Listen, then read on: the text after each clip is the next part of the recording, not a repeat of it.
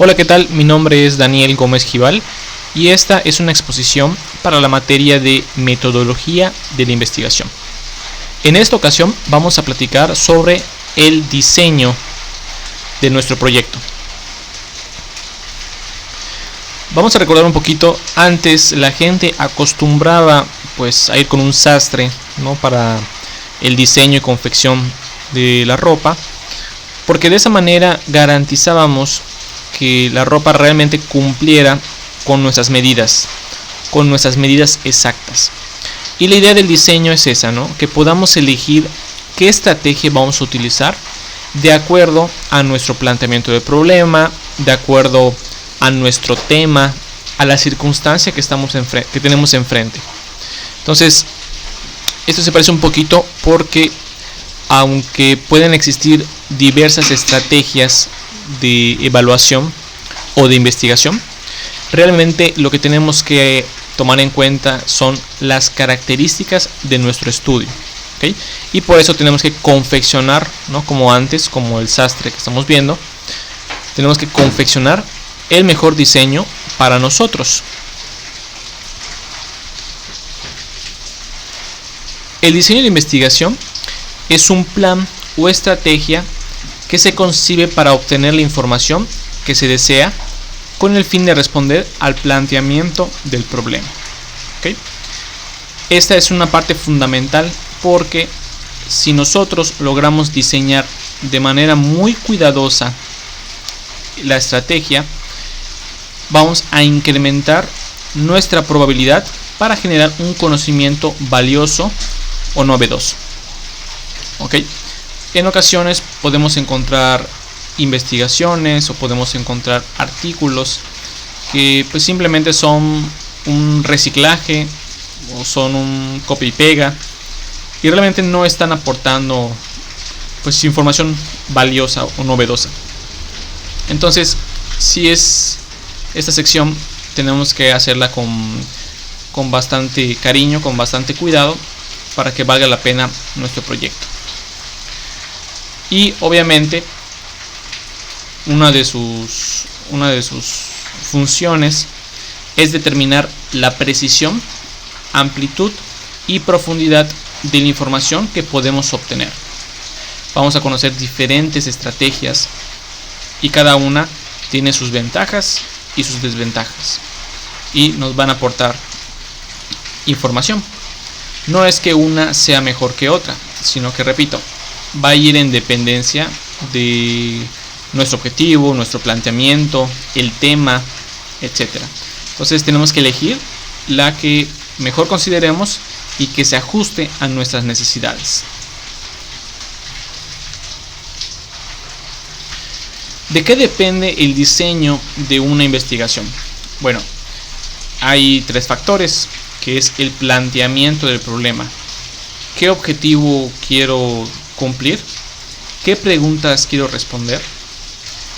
También tengo que considerar el alcance, es decir, quiero hacer un estudio exploratorio porque no conozco mucho el tema, porque son las primeras veces que se aborda, o quiero hacer un estudio que explique, que logre predecir un fenómeno. Entonces, en esos casos, pues obviamente va a ser un diseño un poquito más complejo, un diseño que definitivamente no va a ser tan sencillo. ¿Okay? Y también hay que considerar la hipótesis. ¿Qué hipótesis estoy buscando comprobar, ¿no?, o aportar evidencia a esa hipótesis? Entonces, esos tres elementos tengo que tomarlo en cuenta. Yo agregaría personalmente, recuerda que todo esto se basa en el libro de Sampieri, el cual te recomiendo que, además de esta exposición, pues te tomes el tiempo para revisar esa unidad. Entonces, yo agregaría lo que es la cuestión del marco teórico, es decir, qué sabemos del tema, cómo se ha investigado el tema. Porque, repito, podemos encontrar a lo mejor 5 artículos de investigación que tienen exactamente el mismo diseño y a lo mejor ya no están aportando nada nuevo. Ahí a lo mejor yo podría decidir pues ya no volver a tomar el mismo diseño, sino proponer una nueva forma de investigar las cosas.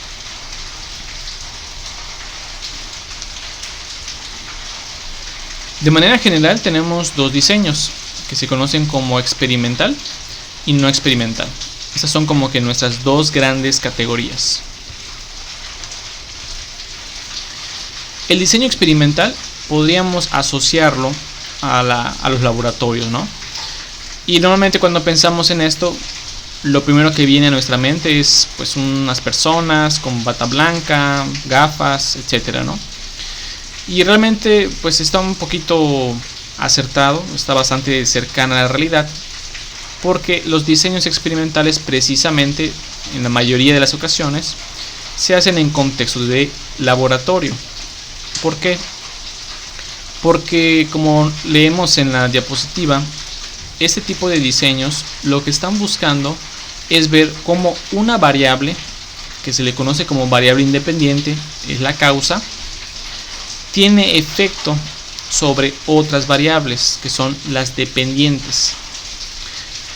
Pero tenemos que estar seguros en este contexto de diseño experimental de que únicamente la variable independiente es la que está causando el efecto. ¿Okay? Digamos que a lo mejor yo quiero evaluar, para aterrizar un poquito, ¿no? Yo quiero evaluar la concentración de los alumnos de prepa y yo quiero comprobar a lo mejor a lo del turno matutino y el turno vespertino. Entonces a lo mejor en el turno matutino yo lo aplico así a la primera hora, 7 de la mañana, y en cambio en el turno vespertino, que a lo mejor empiezan a la 1, empiezan a las 2, pues ahí les doy chance, ¿no? Les doy el chance de empezar a las 4, o sea, tienen 2 horas como de adaptarse a la escuela, ¿no? Esa situación, por ejemplo, pues definitivamente podría afectar el desempeño en la prueba de concentración. Entonces, corro el riesgo de cometer errores, ¿no? De pensar de que pues sí, efectivamente a lo mejor la tarde tuvo un mejor desempeño porque son el turno vespertino y ya, cuando realmente la manera en que yo estoy midiendo las variables pues tiene algo que ver, ¿no? A qué hora estoy aplicando ese instrumento. No es lo mismo que me lo apliquen a las 7 de la mañana, que apenas estoy llegando a la escuela, que pues a lo mejor como en la tarde, ¿no? En el ejemplo, llego a la escuela, tengo 2 horas ahí para adaptarme, para acondicionarme, y luego me aplican una prueba. Entonces, todo ese tipo de situaciones afectan nuestra medición y obviamente pues no podríamos concluir de que pues el turno determina o tiene algún efecto significativo en la concentración, ¿no? Realmente no podríamos hacer eso, y para ello pues existen ese diseño experimental que, como te decía, se hace en un laboratorio con el fin de cuidar que ninguna otra variable externa a nuestra investigación pueda afectar nuestra medición, ¿vale? Recuerda, aquí manejamos o distinguimos lo que son variables independientes, que serían las causas, de las variables dependientes, que es donde veríamos el efecto. ¿Okay? Nosotros, por ejemplo, en psicología, pues tenemos los famosos experimentos de Skinner, donde pues ahí ahora sí que se controlaba muchísimo, ¿no? Todo el comportamiento de las palomas, y pues obviamente ahí pues sabíamos a qué temperatura estaban, a qué hora comían, o sea, descartábamos todas las variables que pudieran afectar la medición. ¿Okay? Entonces, obviamente esto nos va a ayudar a explicar un fenómeno desde una perspectiva muy controlada. Obviamente la crítica a esto es que a veces se aleja tanto de la realidad que pues no podríamos replicar el instrumento, ¿no? O en la realidad existen tantas variables que realmente no podemos controlarlas. ¿Okay? Entonces es un diseño que pues sirve para a veces para procesos psicológicos básicos como la memoria, la atención, la concentración, el tiempo de reacción, y también hay algunos experimentos sociales que ahí te invito a que a que busques un poquito más, ¿no? Pero bueno, como te decía, hay ciertas críticas a este diseño y para eso también pues ha surgido esta otra categoría. Su nombre lo dice, ¿no? Diseños no experimentales. Aquí prácticamente observamos la naturaleza tal cual es, ¿ok? No tenemos ningún intento de controlar variables externas, sino que pues ahora sí que como sea la realidad, así la voy a medir. Como dice en la diapositiva, pues no hay una manipulación y simplemente vamos al ambiente natural a analizar los fenómenos, ¿okay? La mayoría de investigaciones pues son de este diseño, porque obviamente contar con un laboratorio que a lo mejor me permita controlar la temperatura, el tipo de luz, entre otras cosas, pues no siempre es tan accesible, ¿no? No todas las universidades tienen un laboratorio de psicología y pues obviamente ya cuando uno egresa pues tampoco uno decide invertir en su propio equipo de laboratorio. Entonces vamos a ver que existen dos grandes tipos de diseño no experimental, ¿okay? Que se conoce como transeccional y el longitudinal. El transeccional es solo un momento, es decir, por ejemplo, regresamos al ejemplo de concentración en la prepa. Yo puedo agarrar y evaluar la concentración en un solo día, ¿okay? Y listo, eso sería todo. En cambio, si yo tengo un diseño longitudinal, lo que a mí me interesa es conocer qué cambios hay a lo largo del tiempo, ¿correcto? Por ejemplo, digamos que yo quiero evaluar el estrés en estudiantes de preparatoria. Entonces yo podría en un diseño longitudinal aplicar al inicio del semestre, a la mitad del primer parcial, antes del examen del primer parcial y después del primer parcial, ¿no? Y así voy repitiendo con cada periodo de evaluación y pues eso sería un diseño longitudinal. En cambio en este pues simplemente solo es una sola medición y listo, ¿okay? En este tipo de diseño transeccional hay diferentes tipos, por así decirlo. Están los exploratorios, los descriptivos y los correlacionales, ¿okay? Esto pues es similar al tema del alcance de investigación que hemos visto en otro video. Es exactamente lo mismo, ¿no? Exploratorio para temas nuevos, para temas poco conocidos. Estudios descriptivos para conocer las características o propiedades de un fenómeno. Y correlaciones para ver cómo dos variables trabajan de manera paralela, ¿no? O si hay alguna relación entre dichas variables. Ahora bien, en el longitudinal tenemos algunas otras opciones. Como hemos visto o como te he platicado, el longitudinal, la idea es que veamos o analicemos los cambios que hay con el tiempo en un evento, en una comunidad, en un proceso, fenómeno o contexto. Y aquí tenemos los tres tipos de diseño. De tendencia son aquellos que analizan cambios al paso del tiempo en algunas poblaciones en general, ¿okay? La atención se centra en la población.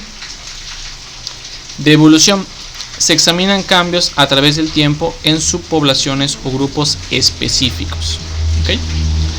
Y por último tenemos el tipo panel, que es cuando nosotros analizamos o medimos a los mismos casos en todos los tiempos o momentos.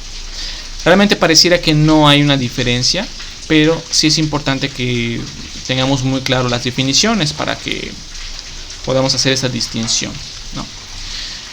Aquí tengo unos ejemplos. Recuerda que esto es del libro de Sampieri, que te recuerdo que por favor no te quedes solo con esta exposición, también revisa el libro para complementar y para dominar el tema.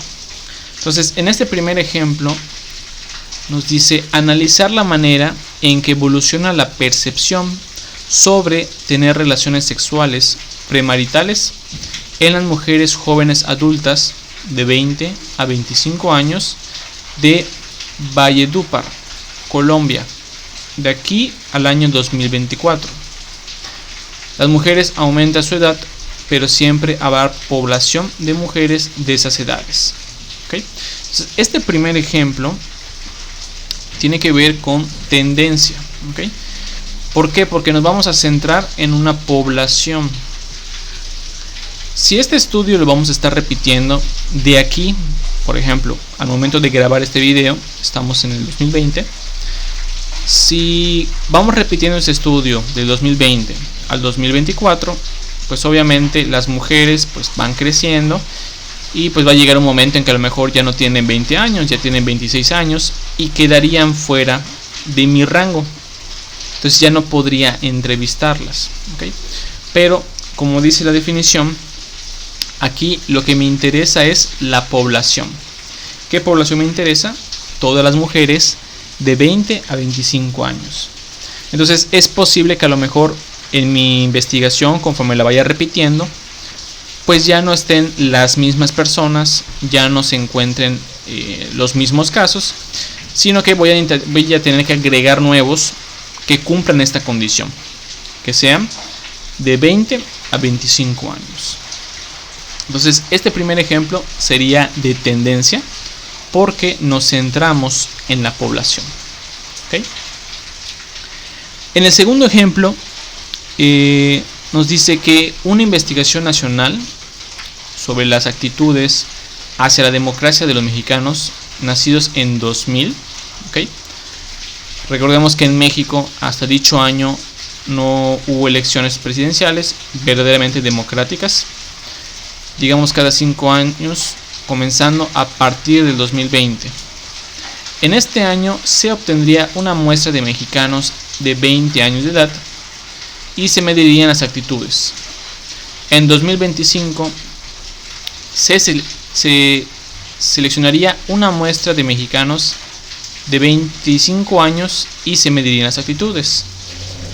En 2030 se elegiría una muestra de mexicanos de 30 años y así sucesivamente. De esta forma analizamos la evolución y los cambios de actitudes mencionadas. ¿Okay? Aunque el conjunto específico de personas estudiadas en cada tiempo medición puedan ser diferentes, cada muestra representa a los sobrevivientes del grupo de mexicanos nacidos en 2000. ¿Okay? Entonces, pues obviamente su nombre lo dice, es de evolución. Y nosotros lo que vamos a analizar son subpoblaciones o grupos específicos, que en este ejemplo son todos aquellos mexicanos nacidos en el 2000. ¿Okay? Tenemos este último ejemplo donde es analizar la evolución de pacientes de un determinado tipo de cáncer, en las que se evalúa al grupo durante 4 etapas. La primera, un mes después de iniciar el tratamiento médico. La segunda, 3 meses más tarde. La tercera, 6 meses después del tratamiento. Y la cuarta, al cabo de 1 año. Siempre se incluirán a los mismos pacientes con nombre y apellido, descartando a quienes desafortunadamente fallecen. ¿Okay? Entonces este último ejemplo pues tiene que ver con panel. ¿Por qué? Porque son los mismos casos o los mismos participantes en cada una de las mediciones o momentos. ¿Okay? Entonces esto sería pues todo lo que tiene que ver con diseños longitudinales. Entonces, para esta materia de metodología e investigación, pues vamos a recurrir al diseño transaccional, como son pues, la primera vez que hacemos este tipo de actividades, y lo único que nos queda por definir es qué tipo vamos a utilizar, si es exploratorio, descriptivo o correlacional. ¿Correcto? Entonces vamos a dejar hasta aquí la exposición y te repito, de preferencia revisa el libro, complementa esta exposición para que te queden más claros los temas. ¿Okay? Entonces hasta aquí este video, espero que te ayude a entender y nos vemos en una próxima exposición.